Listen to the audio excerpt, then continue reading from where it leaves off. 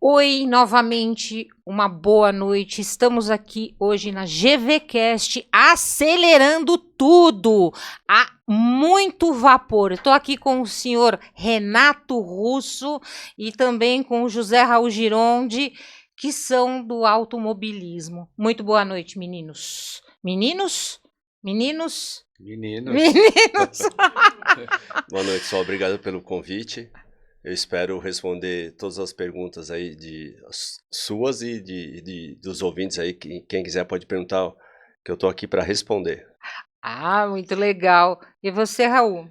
eu tô aqui para ver se essas perguntas vão ser bem feitas, né? Porque meu chefe aqui não é fácil, não. Ele veio para me fiscalizar, gente, pode ter certeza. Se eu vou perguntar direito ou não. O Renato é um dos, assim, talvez dentro do Brasil ele é o maior piloto em todos os títulos, sempre ganhou sozinho os títulos, não teve duas, três. Puxa saco. Não é puxar Ele é saco, não, é verdade. puxa-saco, gente. Ele Sempre. ama esse Renato Russo. Ele ama, ele puxa um saco Hoje, dele. hoje, assim, já começando com polêmica, né? Infelizmente, assim, o cara corre em uma categoria ou duas categorias no mesmo campeonato brasileiro. O cara é duas vezes campeão, Ele três vezes acaba saindo campeões. como bicampeão no único final de semana, né? Exatamente. Isso eu particularmente acho isso. O cara tem que escolher um título. Renato, conta um pouquinho pra gente aí qual foi a sua trajetória e ainda, né? Você tá na ativa, que eu sei, tá nas pistas ainda. Por que você começou a correr? O que você correu por esse mundo? O que você fez aí no automobilismo? Conta pra gente. Bom, eu comecei com 8 anos de idade, hoje eu tenho 58, vou fazer 58, né? Então, vou fazer 50 anos de pista já. Meu pai me deu de aniversário um mini bug, e eu andava direto na cidade universitária. Ele achou que eu tinha jeito para coisa, me levou para ver uma corrida de kart. Nesse dia corria o Valtinho Travalini, Graxinha, Ayrton Senna. Eu falei, pô, eu quero tentar, né? E naquela época você era obrigado a fazer a escolinha de kart para poder tirar o diploma. E com o diploma você tiraria a carteirinha que te dava direito a competir. Então fiz todo esse trâmite. O meu professor na época foi o Maurício Sando Sala, que já correu de protótipo no Japão. Ele é bem conhecido no automobilismo. E de lá para cá, comecei a competir direto, Campeonato Paulista, Brasileiro. Demorei 5 anos para ganhar minha primeira corrida. Caramba! E toda vez eu chegava em quinto, né? Então teve uma fase dessa minha carreira que o meu apelido era Quintão. Eu só chegava em quinto. E aí ganhei o primeiro Campeonato Brasileiro em 81, na Júnior. E aí comecei a despontar no kart. Com 18 anos, também naquela época era obrigado a completar 18 anos para você poder tirar a CNH e correr de Fórmula, né? Porque eu corria de Fórmula.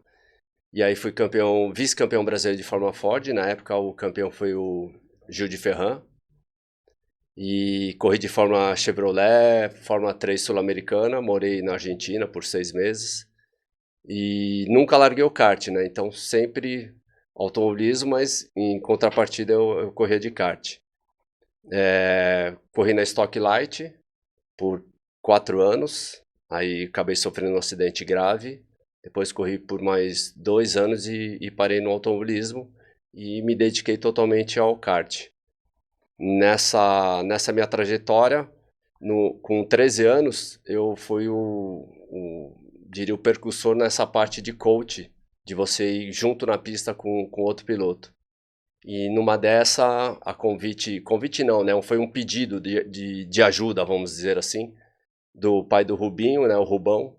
Falou assim, ó, eu preciso que você puxe meu filho porque ele é rápido, mas ele não consegue ultrapassar na hora certa, ele demora um pouco, tudo. E aí eu comecei a treinar o Rubinho, com 13 anos, o Rubinho tinha 8. E a partir Ai! daí eu não parei mais também nessa parte de coach. Coach, quando eu digo, não é o coach fora da pista, é o coach dentro da pista, que é o que se torna mais difícil do que você só ficar falando. Eu falo, vou e mostro pro cara como é que faz dentro da pista. E briga com o cara também. Briga, chama né? atenção. Chama atenção, né, José Raul Girondi? Nem fale. Independente da idade, se é mais velho, se é mais novo, eu pego no pé mesmo e, graças a Deus, isso dá todo o efeito dentro da pista, né? Depois do Rubinho foi o Tony Canaan, e aí veio a maior galera aí, a maior parte dos pilotos hoje na Stock Car, quem treinou fui eu no kart. Que legal! Então, essa parte de coach aí é uma coisa que eu tô até hoje e não pretendo parar tão cedo assim, não. Vai chegar aos 85 como Deixa coach. Pra mim, 85 pra mim. Enquanto o corpinho aguentar, eu tô isso nativo. aí. Qual foi a coisa mais engraçada, improvável que aconteceu dentro de uma pista de kart ou qualquer outra pista? O que você se recorda aí de engraçado aí? Engraçado e hilário, né? Porque eu pego no pé de todo mundo quando alguém tá dentro da pista. Falo, ó, toma cuidado aí que aqui escapa kart, alguém pode perder o freio, você pode ser atropelado. E numa corrida da Aldeia da Serra, eu ainda tava meio sonolento, né? Que eu fui dormir tarde. E eu tava na beira da pista com outros mecânicos, outros coaches também. E o Dr. Wagner, que eu adoro ele, é o meu médico favorito. O Dr. Wagner falou, sai daí, aí é perigoso. Eu falei, doutor, fica frio que aqui eu manjo. Mas foi coisa de segundos, foi na categoria cadete. 2 pilotos se tocaram, um deles rodou, e eu tava meio zureta ainda. Só ouvi gritar, Russo, cuidado. Então, a hora que eu olhei, foi o tempo de eu pular. Só que eu não pulei o suficiente, né? Porque eu tenho um problema de joelho. E eu me lembro, o piloto foi o Moleiro, o Gui Moleiro. Eu pulei, pegou a ponta do meu pé na ponta do capacete dele. Quase já no finalzinho. Mais uns centímetros eu tinha evitado o acidente. Então ele acabou batendo no meu pé e eu caí no chão e ia bater o rosto no chão. Então eu estiquei o braço. A hora que eu estiquei o braço, quebrou meu punho. Ai, na hora. Caraca. Peguei, os caras chegaram. O que foi?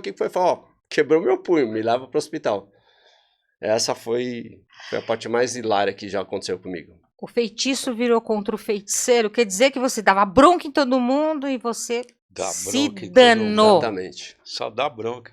Ele só dá bronca em você, Zé Raul? Nem se fala. Por que ele dá bronca em você? Porque acontece que um senhor de uma certa idade, às vezes esquece algumas coisas. Isso é normal. E os mais novos também. Então, às vezes, inclusive tem 2 na tua equipe lá que são meio quinta série, né? Marquinhos Welson? Você tem o menino maluquinho, você tem o Gentleman, que é o Meira, enfim. Mas são todos muito bons pilotos, gente muito boa, tanto que na última etapa todos subiram no pódio, né? Por dois pilotos não subiram, o resto todo mundo acabou subindo no pódio, graças a Deus. Nessa vida aí de corridas, a gente, né, e na vida mesmo, ganha e perde. Como é que você lida com isso? E a derrota te ensinou alguma coisa? Ou perante a vitória? Ou só a vitória que te ensina? Infelizmente, no nosso esporte, a gente mais perde do que ganha. É diferente de um futebol que você acaba empatando, né? O automobilismo não. Ou você ganha ou você perde, não tem meio termo. E fora isso, você depende de muita gente por trás de você. A equipe, os mecânicos, que são acho que, na minha opinião, são os principais. Basta você esquecer uma porca solta, acabou sua chance de vitória. E nas derrotas você acaba aprendendo muita coisa, né? Porque é pra vida, né? Tanto você ganha, você pode ganhar, como você pode perder. Então, é nessa hora da derrota que você para e pensa e fala assim, o que eu fiz de errado, no que eu posso melhorar, no que eu posso melhorar de equipamento, como eu posso melhorar psicologicamente, porque o psicólogo psicologicamente no kart, no automobilismo, eu diria que 80% é piloto, o resto é equipamento. Então, às vezes você não está tão legal de equipamento, mas psicologicamente você está bem. Então, você acaba extraindo muito do equipamento, você tentando buscar, focado e isso aí aconteceu na última etapa comigo. Eu não tinha condições de ganhar, mas eu falei assim, pô, pelo menos eu vou tentar fazer a melhor volta. E fiz nas duas baterias. Então eu acabei em terceiro na etapa, mas com a pontuação de segundo. Então, quer dizer, isso é lógico, conforme os anos, uma derrota aqui, uma derrota ali, você vai aprendendo e você vai filtrando até chegar num ponto que você fala, olha, fui segundo, mas fui terceiro, mas estou saindo com os pontos de segundo. Então, quer dizer, acabei saindo satisfeito mesmo com a derrota. Então não preciso nem falar que você é competitivo. E Demais. você sofre com isso? Não, eu Você não... vai para casa triste, você chuta o cachorro? Não, cachorro não. Mas qual é a sensação? Como é que você extravasa? É frustrante ou não? Eu tenho dó da Thaís, a minha esposa, porque ela tem que aturar. No domingo, se eu perco por um erro meu, eu fico me remoendo, eu ligo no YouTube, vejo a corrida, fico vendo onde que eu errei, ou alguém da equipe onde possa ter errado. E quando eu perco, quando eu tenho a chance real de vitória, aí é uma semana me remoendo, perguntando para mim mesmo, o que que eu fiz de errado para poder perder para mim mesmo. E como é que você lida com os pilotos que você trabalha como coaching, que estão na sua equipe, com essas frustrações do piloto, com essa competitividade que sai bravo, que sai xingando às vezes, que fica muito chateado? O que você usa para explicar para esse cara? Ou você não explica nada? É todo mundo grande, adulto e pronto? Não, tinha um piloto na equipe que eu pegava muito pesado com ele. E eu aprendi, que é o Eli, eu aprendi com o Eli que eu não posso pegar muito pesado com criança. Eu tinha que ser pegar mais leve e tal. Então hoje em dia com a molecadinha eu converso mais do que dar mais bronca. Mas dependendo de como foi a corrida de um deles, que foi há duas etapas atrás, aí eu tive que pegar pesado porque já não é tão criança, né? Tem 13 anos, então já sabe das coisas. Então, uma coisa é você cometer um erro que você nunca fez. Outra coisa é você cometer o mesmo erro várias vezes, repetidamente. Então, chegou uma hora que você tem que pegar e chamar na bronca para acordar para a vida, né? Porque, queira ou não, é um dinheiro é muito dinheiro investido para você chegar e numa largada jogar tudo pro alto. Então, a gente começa a treinar terça, quarta, quinta e sexta. Sexta é a tomada de tempo. E no sábado você tem duas chances, duas baterias para tentar ganhar. E numa largada você desperdiça logo de cara, então às vezes tem que pegar pesado. Gente, olha só, ele tem na equipe dele crianças, né, de 12, 13 anos, até menorzinho, não é? Eu faço, na equipe tem os dois de 13 anos, 12, 13 anos, se não me engano. O resto é tudo mais coroa. Mas eu tenho essa parte de coach, né? Que aí eu tenho o Davi Honório com 10 anos, que, queira ou não, esse ano ele subiu para uma categoria que não é a dele.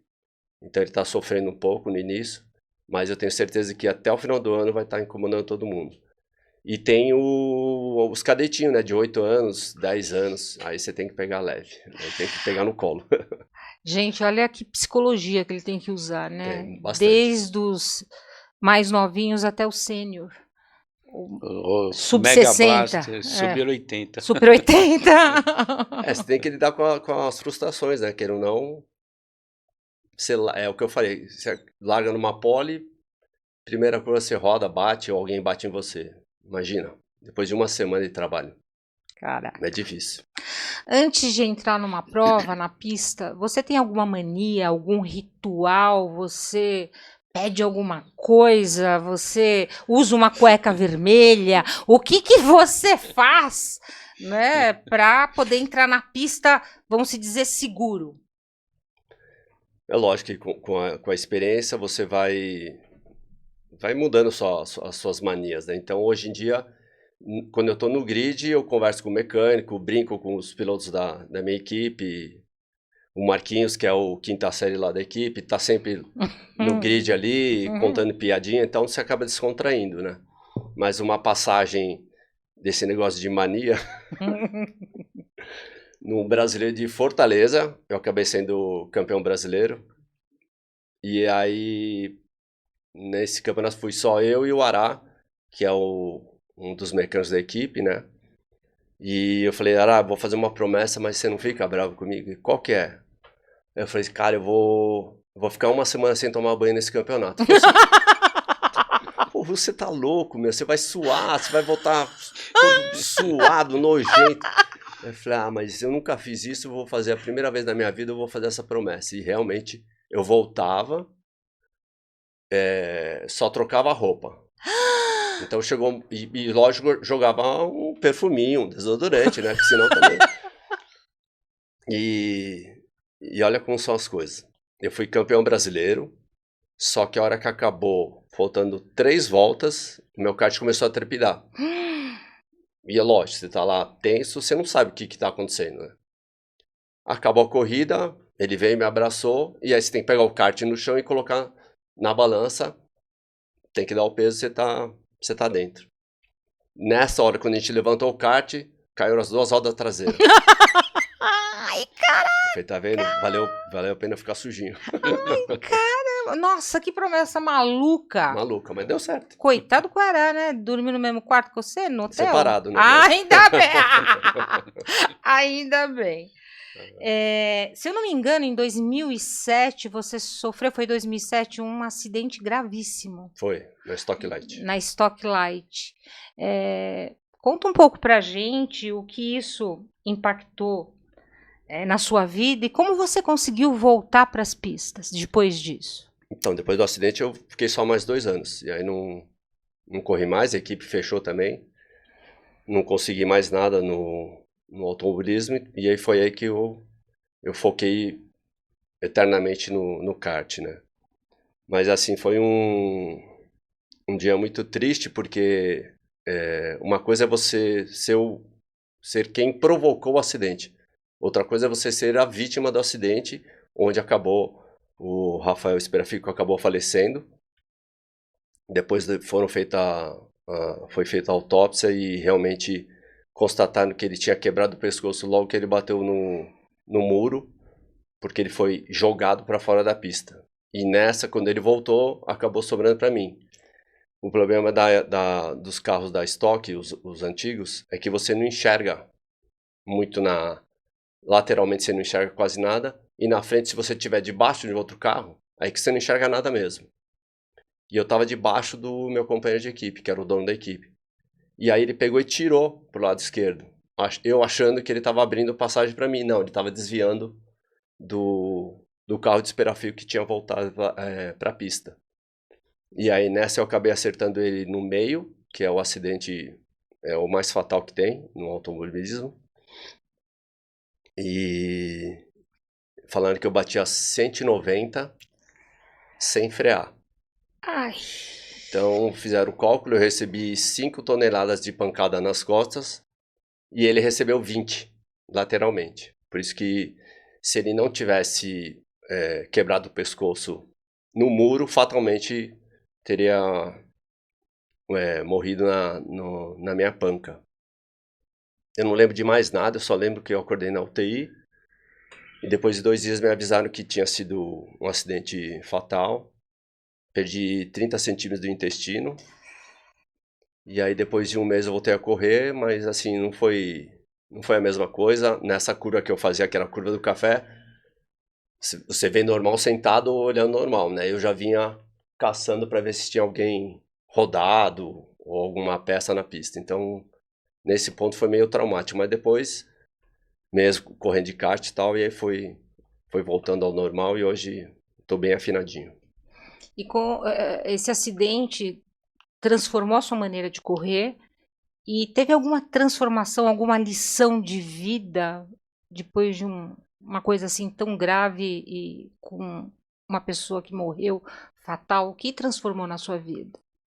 Assim, de pilotagem, de camaradagem, hoje eu sou bem diferente na pista.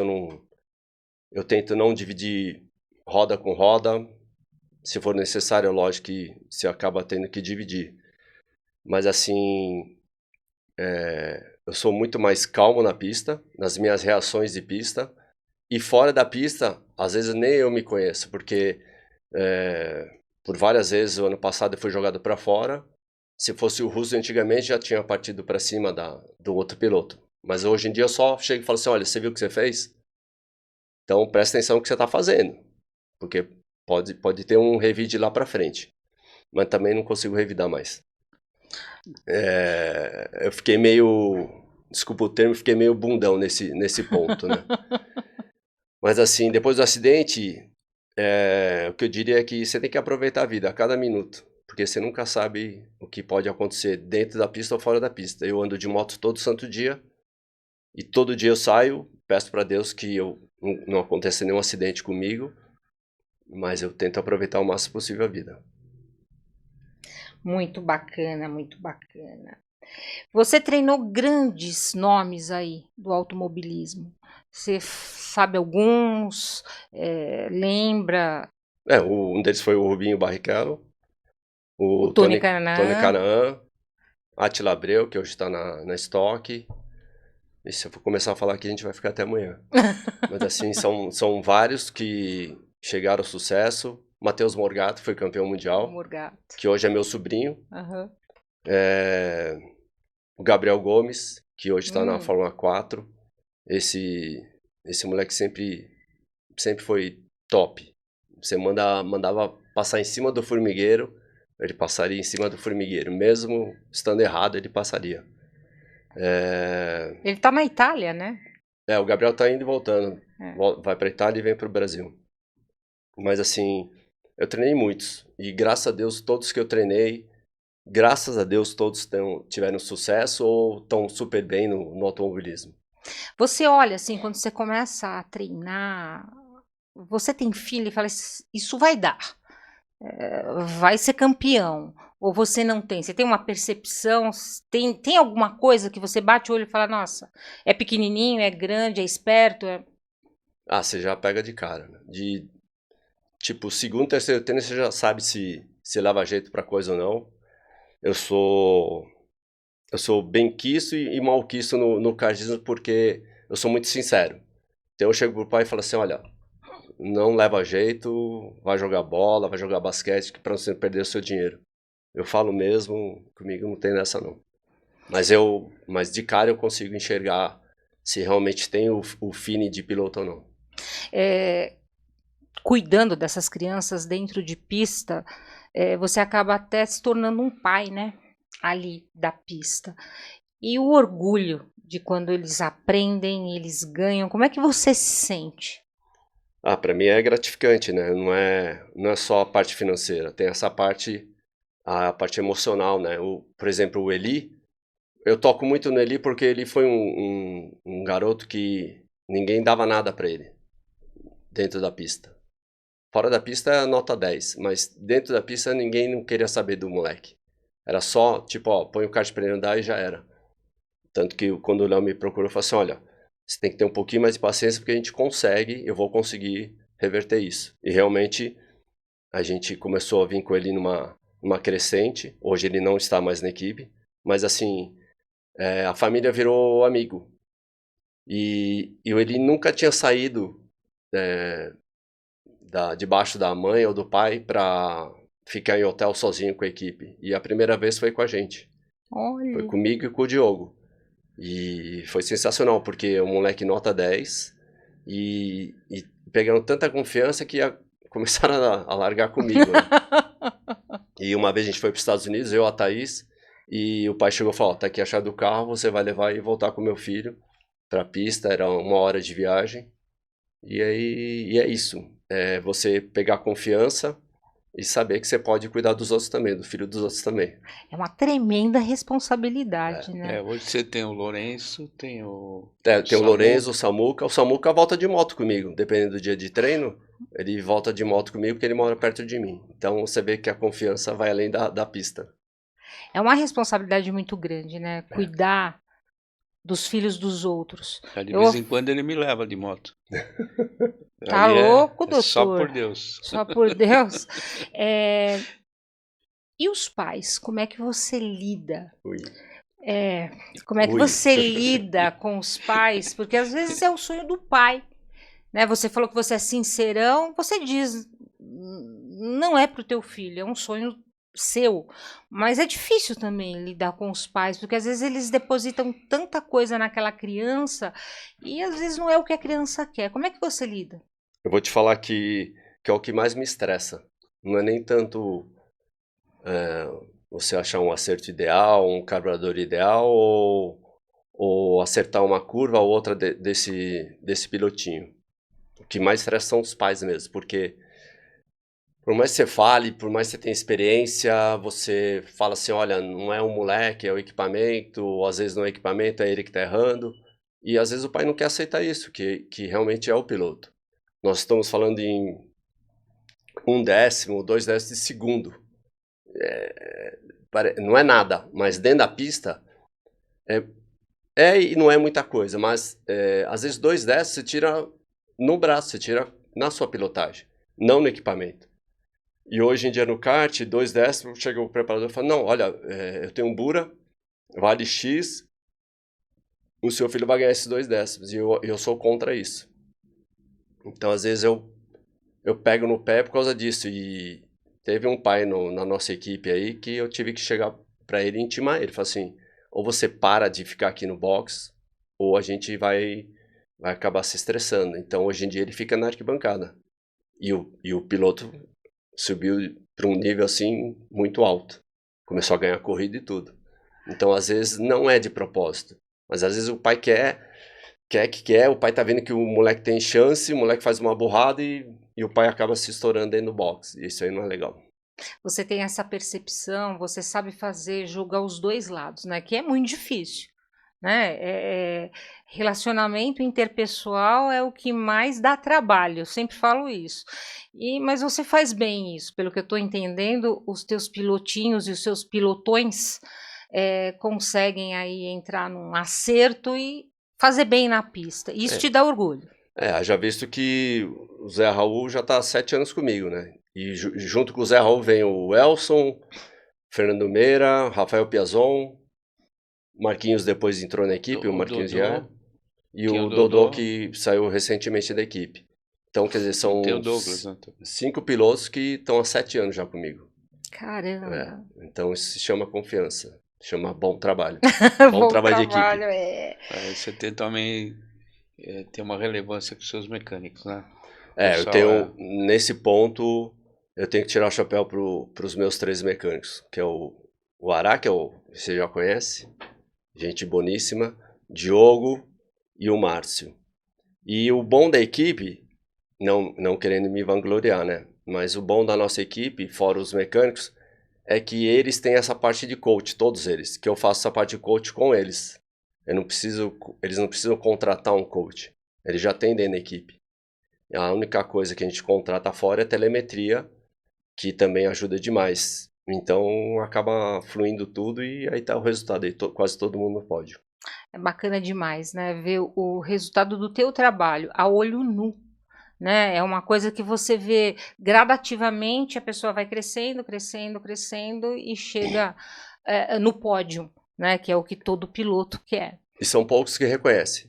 Da equipe todos reconhecem, mas quando eu digo de não reconhecer, são os que já saíram da equipe, foram para outras equipes, chegaram no automobilismo.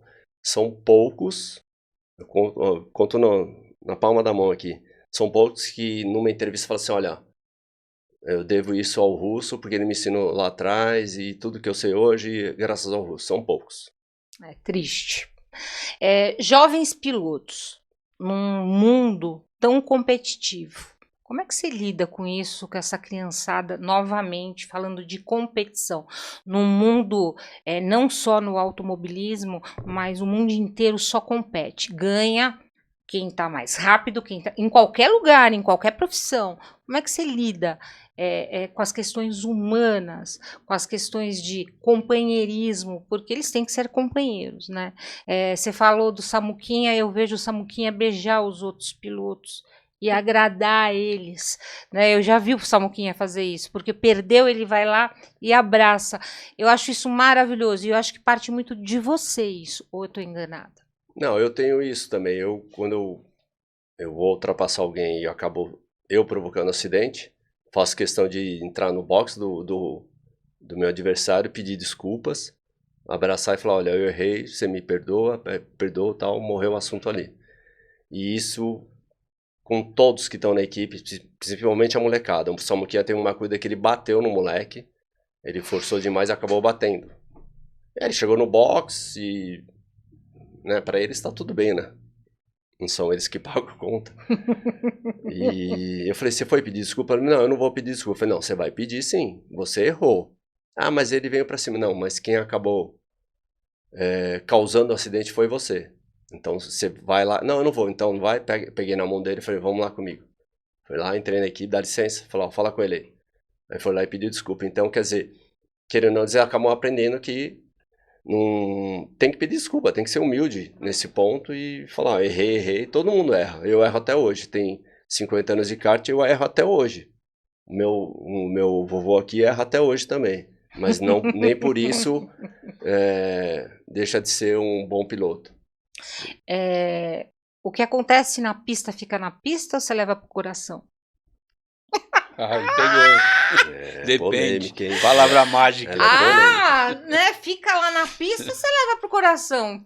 Por anos e anos eu fiquei levando no coração um rival meu. A gente não podia se encontrar na pista que saia a faísca. Então até o dia que eu cheguei, eu falei assim, pô, por que que eu tô, né? Por que que eu tenho que ficar com isso no coração? Fui lá, uma corrida, ele ganhou, fui lá, abracei ele até ficou meio espantado, né? Tipo, você tá me abraçando? Eu falei, cara, não tenho nada contra você, o nosso negócio é dentro da pista. Acho que fora a gente não pode ser assim. E hoje a gente troca ideia direto, tudo. Então, quer dizer, é aprendizado, né? Você tem que... Os anos vai deixando você mais calminho, mais humilde e pedir desculpa. Tem que pedir desculpa. Te cortando aí, isso também te faz crescer, né? Quando você tem um competidor à tua altura, você... Você acaba crescendo. Até então, nessa última corrida eu larguei, pulei para primeiro. Você largou em que posição? Eu tinha largado de último, cheguei em quinto. Putz, tinha 5 só. Mentira. Como inverte o grid, então eu larguei na pole. Larguei na pole e não perdi a pole até então. O primeiro lugar. Faltando 5 voltas, aí eu fui ultrapassado. E nessa que eu fui ultrapassado, que vamos dizer assim, eu estava acomodado, né? Estava em primeiro, então para mim estava tudo bem. E aí conforme ele me ultrapassou, aí eu falei, opa, acorda aí, vamos para cima. E aí fui para cima dele e acabei fazendo a volta mais rápida. Foi aí que eu fiz a pontuação de segundo. Então, quer dizer, quando você pega alguém num nível acima de você, você tem que crescer. Você acaba crescendo. Tecnicamente e psicologicamente, você vai crescer. Então, quando a gente falou da derrota, né? A derrota não é para você ficar triste. Você tem que pensar o porquê que você perdeu. Então, se o cara é mais rápido que você tem que treinar para ficar igual ou melhor a ele. É difícil, né? Mas você falou uma coisa aqui mágica, né? A pista acabou te levando uma pessoa melhor fora dela. Né? O que você passa dentro da pista, você acaba pensando e refazendo diferente fora dela. Então, o automobilismo te faz bem. Né? Você conseguiu tirar isso do coração, você não leva para casa, não leva para a vida, fica lá. Isso é muito bacana. E você, de alguma forma, ensina os teus pilotos, mostra pelo teu comportamento dentro de pista, porque você também tem que ser bem comportado, porque você, além de ter jovens senhores e vovozinhos e crianças, você tem que dar o exemplo. Né? Isso é difícil para você? Às vezes você quer estourar e você se controla? É difícil, tanto que a Thaís, minha esposa, acabou me dando uma rasgada numa etapa do ano passado, onde eu fui lá e esperei o piloto e acabei revidando. E aí cheguei no box e ela falou assim, que belo exemplo que você deu para os seus pilotos.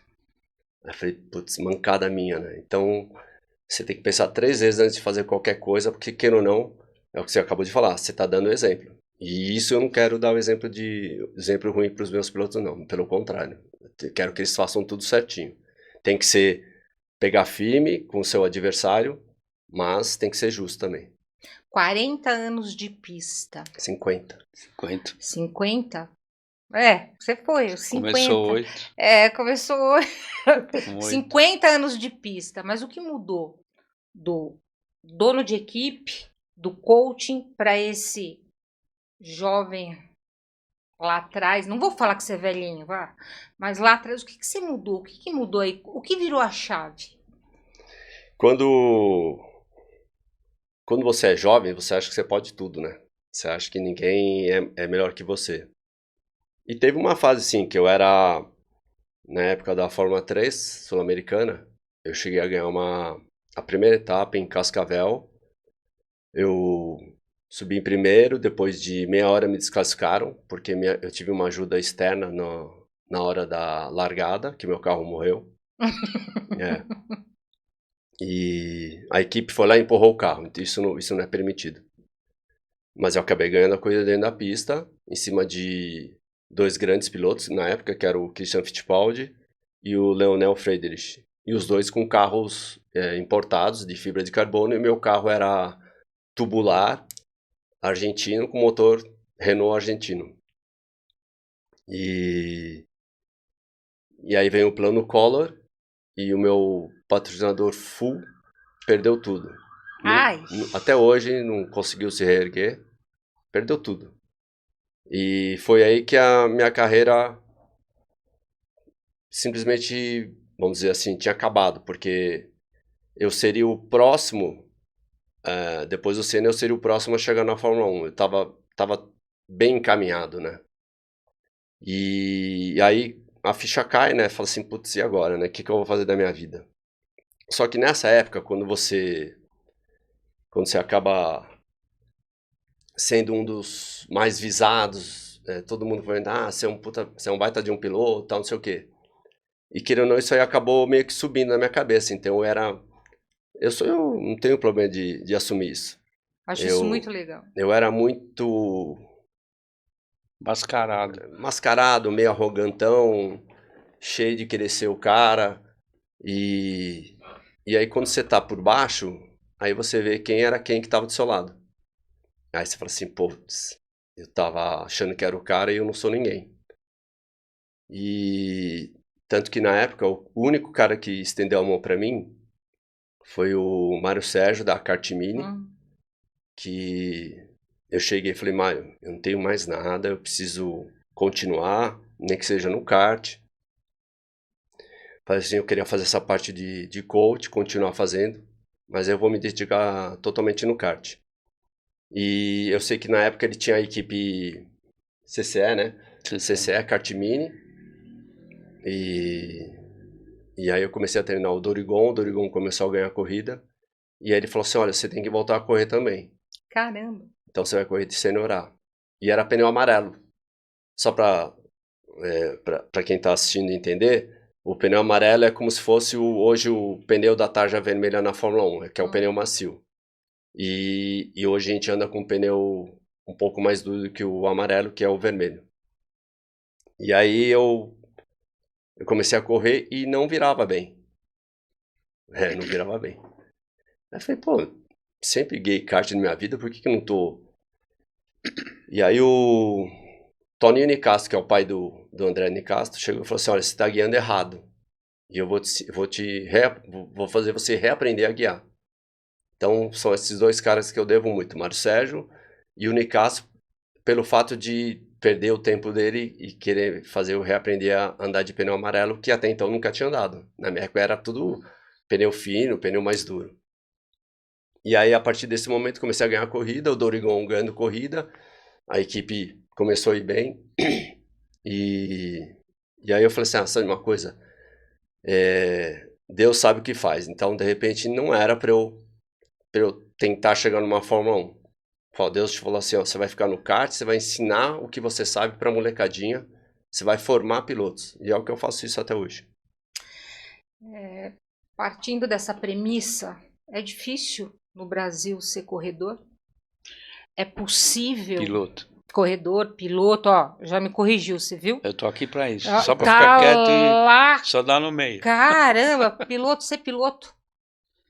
É difícil. É difícil você ganhar dinheiro fazendo o que você mais ama. Hoje é difícil. Tem muita gente que trabalha porque tem que trabalhar, mas não trabalha no que ama. Eu trabalho no que amo, consigo me sustentar, mas é difícil. Eu consigo me sustentar porque eu tenho um nome no meio. Mas para você viver bem dessa área é bem difícil. Como piloto é muito difícil. Você tem que trabalhar demais, tem que conseguir grandes patrocinadores para tentar chegar numa Stock Car ou numa outra categoria, mas com patrocinador.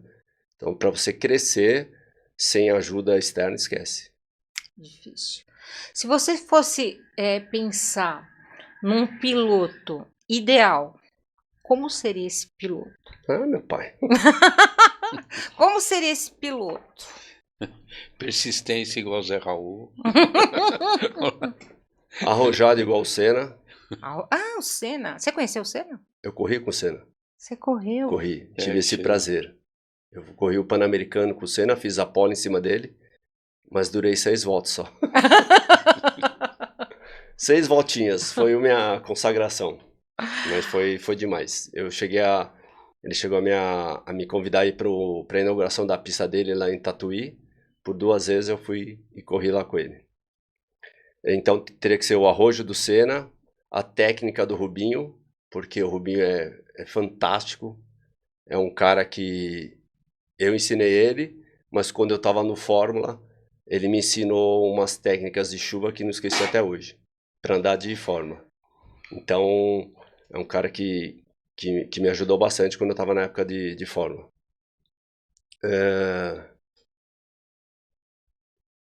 Arrojo do Senna, técnica do Rubinho, paciência do Russo, que hoje eu sou bem paciente. E o foco do Gabriel Gomes, que é um moleque muito focado. Acho que esses 4 itens aí já tornam um baita de um piloto. Você acha que vai chegar esse piloto para você? Para Ou mim você não. vai preparar? Quem me dera, né, que tivesse chegar um desse aí para eu preparar. Mas a gente tem vários pilotos bons por aí, só que eles não têm o principal, né, que é a grana, né, que é o dinheiro para poder chegar numa Fórmula 1. É difícil. Eu toco na tecla aí do Gomes, porque o Gomes é um cara que é o fora da casinha. Eu digo que é o fora da casinha. É um moleque que se adapta rapidinho em qualquer carro. A gente tinha o Morgato, que poderia chegar, mas o Morgato é outra cabeça agora, né? O Morgato tá mais aqui no Brasil do que para correr aqui no Brasil de carro do que lá fora. É difícil, mas é investimento. E é isso que o automobilismo precisa, investimento nessa molecadinha nova que tá vindo aí. Do Piquet e do Emerson, para você tem pouca importância. Não, tem bastante importância. Eu adoro o Piquet, adoro o jeito que ele Ele é polêmico. Ele é né? polêmico, mas eu adoro ele é isso. polêmico, Ele dá mas no como meio. piloto, Eu adoro isso. Eu conversei com ele no Capacete de Ouro por horas e eu já era fã e fiquei mais fã ainda dele. É que é lógico, né? A imprensa fala uma coisa, pessoalmente é outro tipo de pessoa. Mas é um cara que ninguém nunca contou a história dele. E se contar, todo mundo vai virar fanzaço dele. Porque é um cara que batalhou muito mais do que o Ayrton Senna. Ele teve muito menos recurso que o Ayrton. Então, é um cara que eu tiro o chapéu. E o Emerson, querendo ou não, foi o cara que abriu as portas para todo mundo, né? Eu cheguei a treinar o filho dele, do Emerson, o Emo. O Emo, né? O Emo. O Emo. A gente chegou a ganhar corrida na granja, tudo. Mas também é um moleque que foi logo cedo embora para Europa e Estados Unidos. E tá até hoje lá. Os nossos grandes talentos vão embora por conta do não patrocínio, né? É uma pena, né, que não se invista nisso. Tem o Matheus Ferreira também, que eu treinei, Tem o Matheus. que saiu da equipe cedo. E hoje, se não me engano, corre de Porsche, né? Vai correr de Porsche na Alemanha. Olha que legal. Tantos anos aí que você corre, quando você pisa na pista, senta no carro, ainda te dá frio na barriga, borboletas no estômago? Pelo amor de Deus, se tivesse um banheiro do lado, eu ia correndo pro banheiro. Não tem como você não sentir aquele frio na barriga, aquele suspense do tipo, o que vai acontecer na primeira curva? Será que o meu adversário vai ser calminho que nem eu tô? Mas você começa a pensar várias coisas, né? Então, queira ou não, ainda dá o frio na barriga, aquela sensação do tipo, será que eu vou passar ou não? Ainda dá isso. Eu falo que se não tiver frio na barriga para tudo que você faz, vai dar errado. Porque se você se achar a Coca-Cola mais gelada do freezer, essa segurança, o medo, esse frio na barriga, o medo, ele te segura para algumas coisas e ele te dá uma claridade. Agora, se você acha que é o máximo, lascou o pau da goiabeira. Exatamente Não isso. vai funcionar, não vai funcionar. Você teve pais que te apoiaram, né, nessa tua trajetória? Sempre. Sempre, mas eu tenho 4 irmãs. Eu sou o único filho homem, é o que papai diz, né? Brincadeira. Mas assim, as 4 eram profissionais do tênis. A Patrícia, que é a mais nova, ela ficou por 2 anos, primeira classe, no ranking número 1 do Brasil.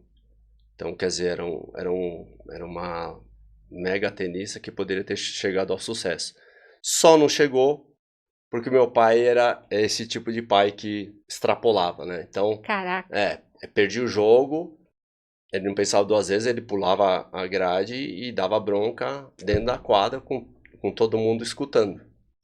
Ai, caramba. Então, isso era uma coisa que acabava envergonhando elas, e tanto que uma saiu e foi uma atrás da outra e acabou parando no tênis.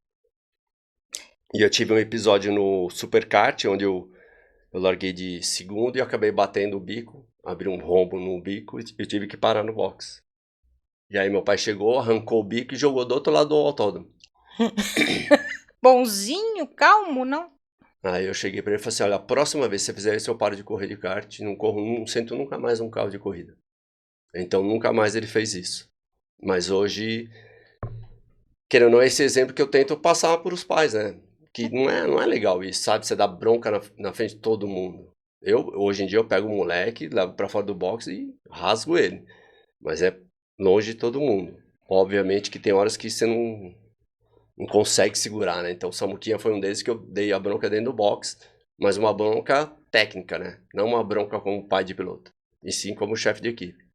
Você, então, o conselho que você dá para os pais, tenham paciência, tenham o momento certo de se falar. O box não é o lugar. Se você me paga para cuidar do seu filho, então deixa que eu cuido do seu filho. Aí quando você chegar em casa, você rasga o seu filho, você fala o que você quiser. Mas lá dentro, a gente é pago para isso, para cuidar do kart, para cuidar da técnica do piloto e, queira ou não, do psicológico, né? Você mesma falou que eu acabo sendo o psicólogo, né? Um pouquinho de cada coisa, né? É. Qual o maior mito que as pessoas ainda acreditam no automobilismo? Difícil, hein? Que mito? Eu acho que... É difícil essa perguntinha, hein? Que mito que as pessoas têm ainda no... Que acreditam sobre o automobilismo e que na verdade não é. É um esporte que só ganha um, né, cara? Tem jeito, Difícil. Sei lá, que todos os pilotos são ricos, todos os pilotos são famosos, que se estão correndo é porque tem dinheiro. Mas é isso que a gente pensa. Uma Tá lá maldição. Eu não tenho tem dinheiro grana. para correr. Eu corro na raça com a ajuda do pessoal da equipe, com uma fábrica me apoiando. Mas se fosse por recurso próprio, eu não estaria correndo até hoje. Eu falo que até hoje eu corro sem o meu recurso próprio. Eu corro com a ajuda de outros pilotos, de fábricas, de algumas outras fábricas que fazem acessórios para o kart, macacão, componente de kart. Mas se fosse por mim, eu só seria um chefe de equipe e coach. Por falar em equipe e falar em equipamento, hoje você anda com qual equipamento? Hoje é o Tony Kart, né? Que quem tá por trás é o Fausto de Sá e o André Nicastro, que me chamaram e falaram assim, agora você vai ser piloto Tony Kart, que era uma coisa que eu queria já faz um tempinho, né? E aí vem esse convite e eu acabei aceitando. A parte de acessório, macacão, a Corsa me dá tudo, uma parceria que a gente tem. E inscrição, aluguel de motor, aí é outro departamento. E, queira ou não, o Zé Raul também me ajuda aí com um pneuzinho Claro. aqui, um pneuzinho ali. É a equipe, né? É, Todos eles. a equipe, né? Dividido entre os pilotos da equipe, porque senão não conseguiria, não. É difícil. É bem difícil. Se você tivesse que reviver uma corrida como telespectador. Fórmula Ford, corrida de rua em Florianópolis. Eu era segundo, largava de segundo.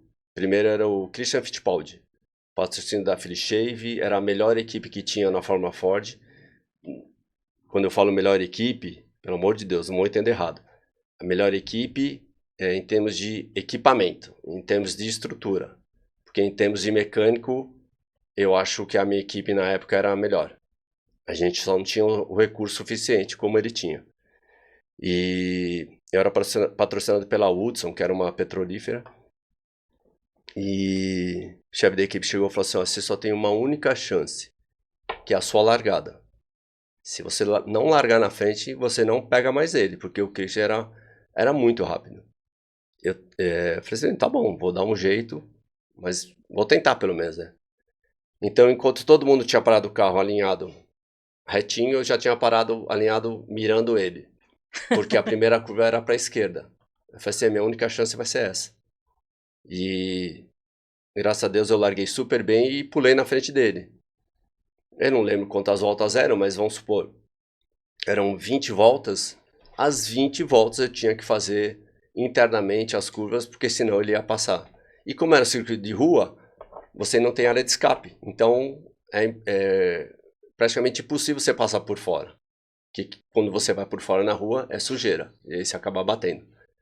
Então essa corrida foi memorável, porque na hora que acabou a corrida, o patrocinador chegou e falou assim, olha, eu acho que foi a terceira ou quarta etapa, eram 10 etapas. O patrocinador chegou e falou assim, se você não quiser correr mais a temporada, não precisa, porque o retorno publicitário que eu precisava, eu tive nessa etapa. Então essa é uma coisa que eu jamais vou esquecer na minha vida. Que bacana. Se você tivesse que dar algum recado para quem quer ingressar nessa carreira, quem quer correr, o que você falaria? Um conselho, um recado, um sonho? Bom, primeiro que para você embarcar nessa, você tem que ter recurso. Você é Então, duro, hein? não adianta você entrar por brincar, porque você vai acabar andando mal, vai acabar não sendo aquilo que você achava que poderia acontecer, e aí você vai acabar parando.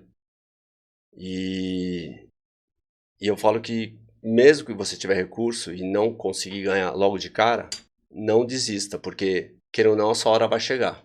A minha chega até hoje, mas eu tenho que correr atrás, eu tenho que treinar. Queira ou não, eu puxo os meus pilotos na pista, e quando eu puxo os meus pilotos na pista, eu também estou treinando. É isso que ninguém entende. Eu estou treinando sempre.